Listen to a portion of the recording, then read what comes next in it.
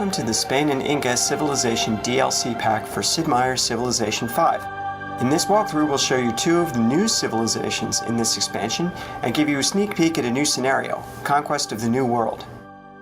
Dios bendiga a aquellos que lo merezcan. Soy Isabel de España. Meet Queen Isabella. She's back in Civilization 5 to lead the Spanish civilization.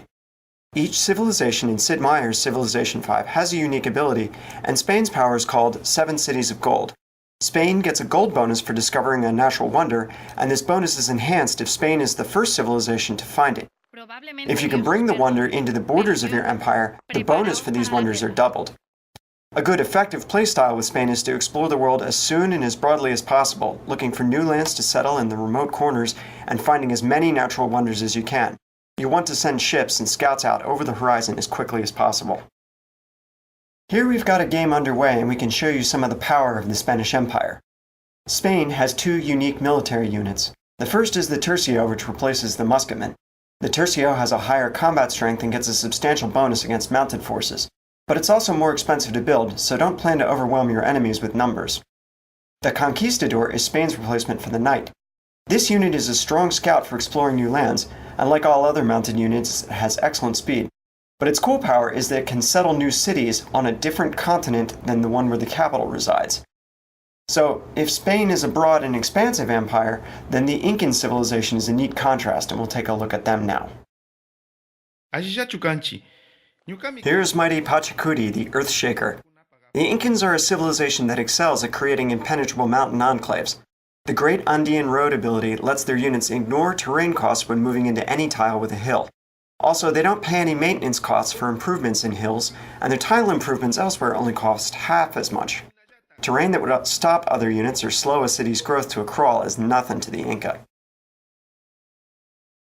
This is the kind of map where the Inca excel, one with lots of hills and mountains where a player can tuck up and use his unique units and unique tile improvement to his best ability. The Incan unique unit is the Slinger, and this replaces the ancient-era Archer. A strong, early-game ranged unit with fast movement on hills can be quite a headache for anyone who tries to take your cities without your permission, but you have to be careful. The Slinger is even more fragile in melee than a normal Archer. If enemies do close with it, it does have a promotion that gives it a chance to escape before the melee attack can occur, so you can run away and fight another day. The Incans also get a unique tile improvement, the Terrace Farm. A terrace farm yields a food just like a regular farm, but it also gets extra food from each nearby mountain tile. This means your farms built near mountains can be almost as productive as farms built on the most fertile river valley tiles in the game.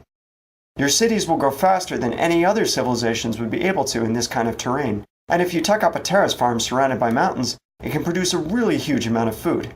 And it looks very cool too.